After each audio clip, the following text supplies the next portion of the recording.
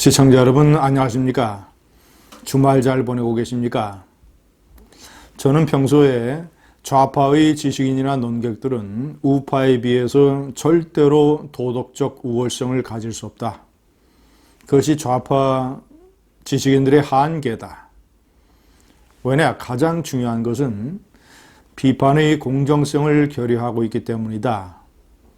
진영 논리에 빠져서 자신들의 내부의 문제에 관해서는 절대 비판하지 않는 좌파, 이에 반해서 우파는 같은 보수 진영의 정치인이나 지도자 또는 문제점에 대해서 과감하게 비판을 한다. 대내외를 전부 다 비판한다 때문에 이런 도덕적 우월성은 우파가 갖고 있다라고 얘기를 해왔습니다. 이번 조국 사태를 보면서 저는 평상시에 제가 가지고 있는 판단이 맞다는 것을 다시 한번 확인할 수 있었습니다. 가장 재미있는 심리 상태를 보여주는 좌파 지식인이 진중권 동양대학교 교수입니다. 저는 진 교수하고 오랜 세월을 같이 했습니다. TVN의 토론 프로그램, JTBC의 토론 프로그램, 진중권 교수가 저의 진보 쪽 파트너인 경우가 대단히 많았습니다. 그때마다 많은 설전을 벌였고 그래서 전부 다 인터넷에 기록으로 남아 있습니다. 진중권 교수가 이번에 조국 사태 때 정의당의 탈당계를 냈던 것을 보고 저는 진중권의 나름대로의 변신, 이런 측면을 주목을 했습니다. 왜냐, 제가 이 동양대학교 관계자들에게 들은 얘기가 있기 때문입니다. 최성해 총장이 진중권 교수를 동양대학교 교수로 불러들였고, 그가 예를 들어서 TV라든가 또는 뭐 글이라든가 강연이라든가 이런 점에서 어떤 합리와 이성을 벗어나는 이런 이상한 얘기를 했을 때 최성해 총장의 지적은 진중권 교수가 무겁게 받아들였다라는 제가 동양대 교수의 증언을 들을 수가 있었습니다. 그래서 진 교수가 나름대로 모종의 어떤 지적인 변화를 모색하는 것 아니냐. 왜냐, 그는 이 좌파 진영 내부의 비판을 금기시하는 이런 풍토에 대해서 대단히 문제의식을 가지고 있었기 때문입니다. 제가 2011년 낙곰수의 추억이라고 얘기를 했었는데, 당시 낙곰수가 등장을 했고, 낙곰수를 어떻게 볼 것인가라는 주제로 MBC 100분 토론에서 저와 저쪽 진영의 정청래, 그리고 연세대학교의 김옥희 교수, 이쪽은 저와 강승규 의원, 이렇게 토론이 붙었습니다. 제가 낙검수를 신랄하게 비판을 했습니다. 그 비판한 이유 중에서 가장 중요한 것은 낙검수는 반쪽짜리 눈으로 세상을 본다.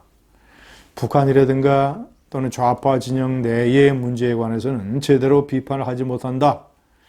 라는 것을 중점적으로 공격을 했습니다. 토론 프로그램이 끝난 뒤에 진중권 교수가 트위터에 자신이 토론을 평가한다며 글을 올렸습니다. 진중권 교수는 저에게 별을 4개를 주고 정청래에게 별을 1를 줬습니다.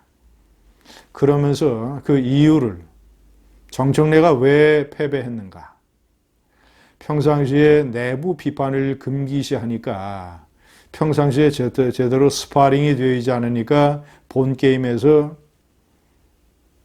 졌다고 이런 식으로 평가를 내렸습니다. 그때 저는 사실 진중권 교수의 그런 관점을 매우 재미있게 봤습니다.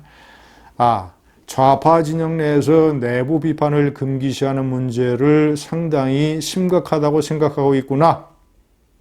때문에 그런 기억 때문에 이번에 정의당의 탈당계를 냈을 때 진중권 교수의 그런 어떤 심리적인 구조가 이번에 작동한 것이구나 라고 생각을 했던 것입니다.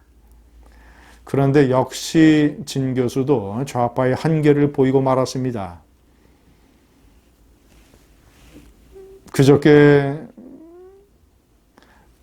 영남일보 강당에서 있었던 강연에서 진 교수가 한 내용이 언론에 보도되고 있습니다. 요약하자면 핵심은 이겁니다. 조국이 도덕성에는 문제가 있다. 그러나 검찰 개혁에는 최적격자다. 아니, 이것은 많이 들어본 논리 아닙니까? 정의당의 심상정이 얘기하는 논리 아닙니까? 아니, 그런 생각을 가지고 있다면 처음서부터 정의당에 탈당계를 내지 말았어야죠.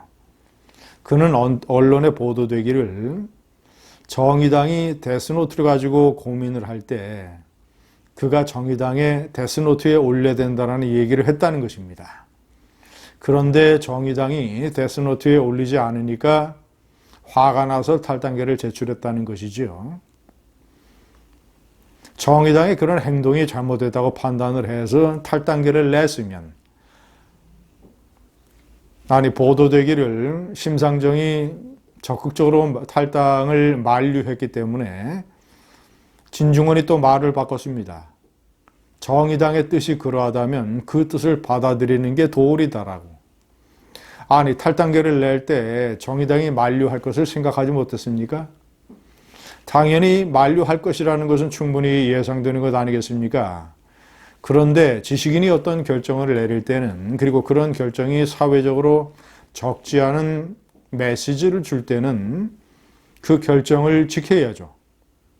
판단과 결정을 지켜야죠. 아무것도 달라진 것이 없는데. 오히려 조국을 둘러싼 의혹과 비리는 점점 사실로 다 드러나는데, 그렇다면 진중권은 자신의 생각을 더욱더 굳혀야 되는 것 아닙니까? 아니, 그깟 정의당에서 만류한다고 그것이 탈당계를 보류하는 이유가 됩니까? 아니, 그럴 거면 칼집에서 칼을 왜 뽑았습니까? 오히려 저는 나머지 처음부터 지금까지 일관된 입장을 취하고 있는 유시민, 공지영, 안도연, 조정래 이런 사람들이 오히려 진중권보다 낫다고 생각합니다. 자신이 말로는 벌써 8년 전에 낙검수 토론을 지켜보면서 좌파 내부의 비판을 금기시하는 풍토의 문제점을 지적을 했다가 이번에 그것을 실천하려고 한 것은 전부 다 쇼였습니까? 슬쩍 나는 일반적인 좌파 지식인들과는 달라. 나는 좌파 내부의 문제점도 비판해. 때문에 나는 조국에 반대하고 나는 탈당계를 냈어. 라는 것을 일시적으로 보여주려고 하는 쇼였습니까? 시청자 여러분, 우파의 지식인들은, 농객들은 뭐 다른 사람 얘기를 저는 하지 않겠습니다. 저의 경우에 저는 이명박 정권이 잘못한 것은 나름대로, 박근혜 대통령이 잘못한 것은 또 나름대로 저는 신랄하게 비판을 했습니다.